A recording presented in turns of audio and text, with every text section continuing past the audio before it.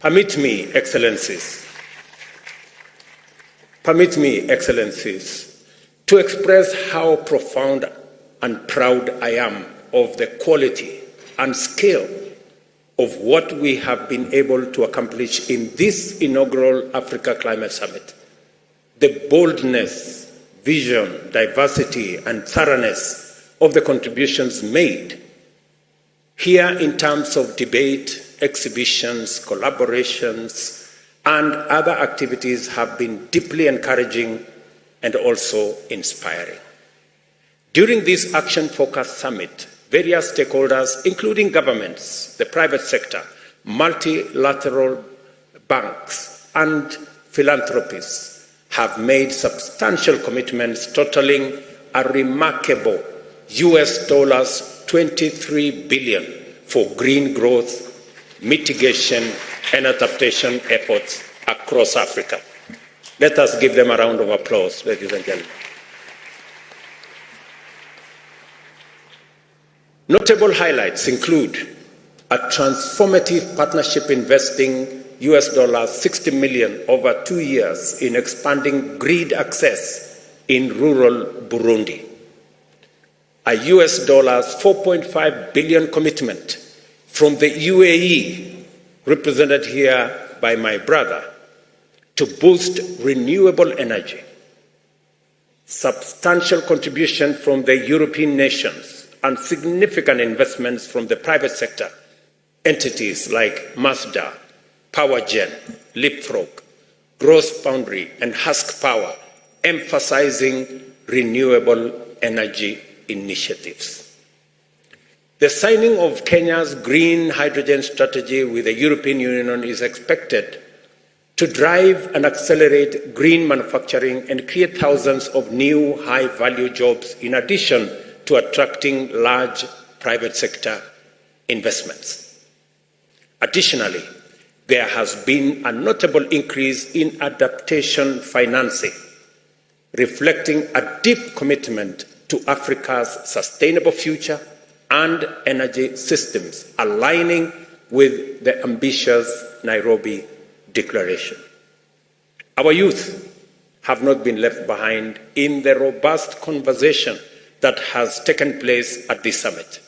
They have provided us with excellent models on how we must approach our date with an African future, by being open to possibility, bold in imagination, and willing to embrace radical and radically transformative technologies, ready to question the things we take for granted and explore new alternatives, and most of all, always seeking opportunities to collaborate locally as well as globally to achieve positive change. Our youth stand out in this summit, and congratulations to them.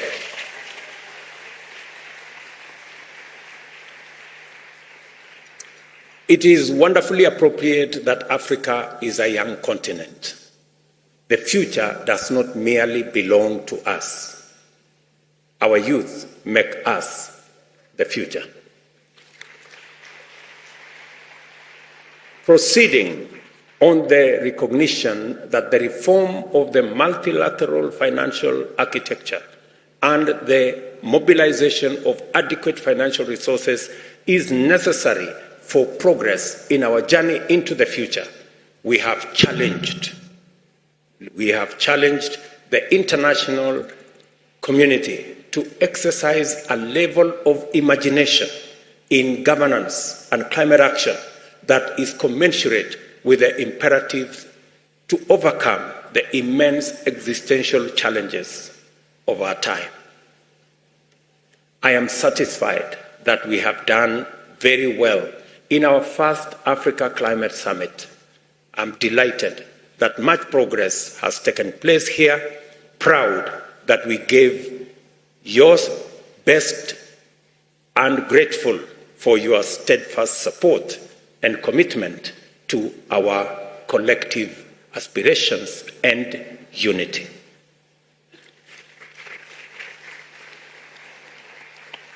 With humility, I thank you for kindly accepting our invitation to attend this summit. I don't take for granted everybody's attendance, big and small, and for your patience throughout the proceedings. I know some of them were long, you had to wait, but you demonstrated unimaginable patience. I want to say thank you very much.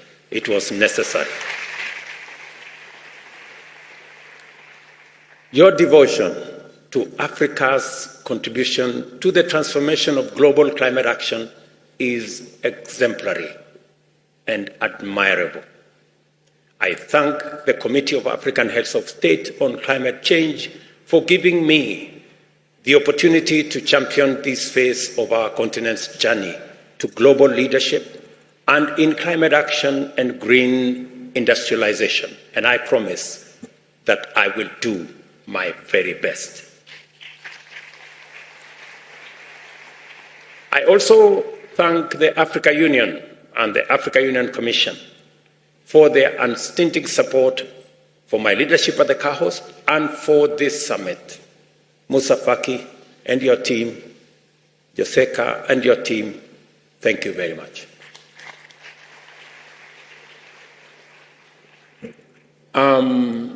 Much has gone into the preparation as well as the conduct of the actual summit. The political and technical support has been equally vital for our successful management of these, of logistical, technical, diplomatic, financial, and other requirements. The declaration we make to the world today defines and amplifies the African position on the way forward in climate action and the fundamentals that the international community must attend to in order to ensure that humanity's economic and ecological imperatives are effectively, coherently, and sustainably achieved.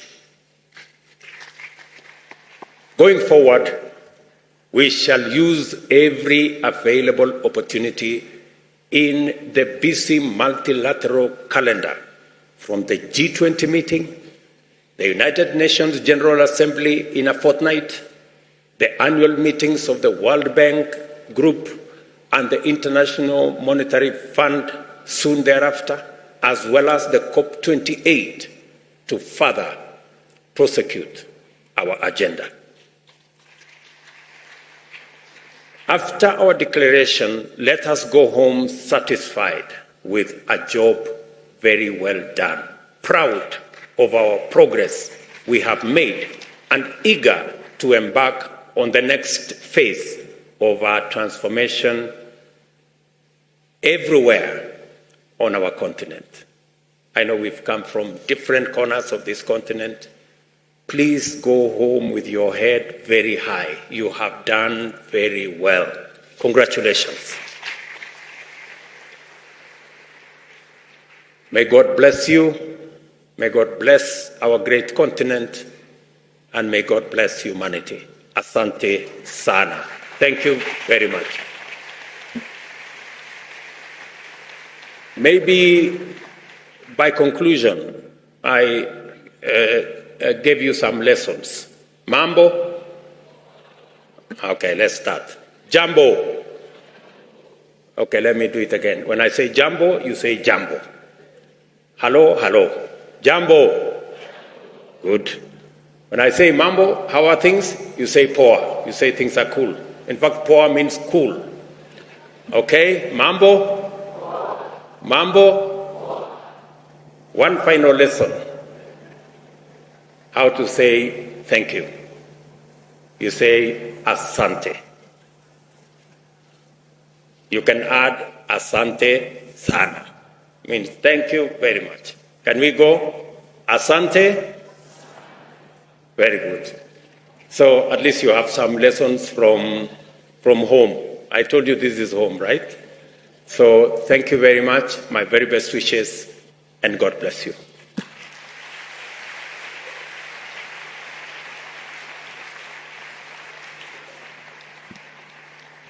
Thank you very much. A bigger round of applause, please, as they take their seats.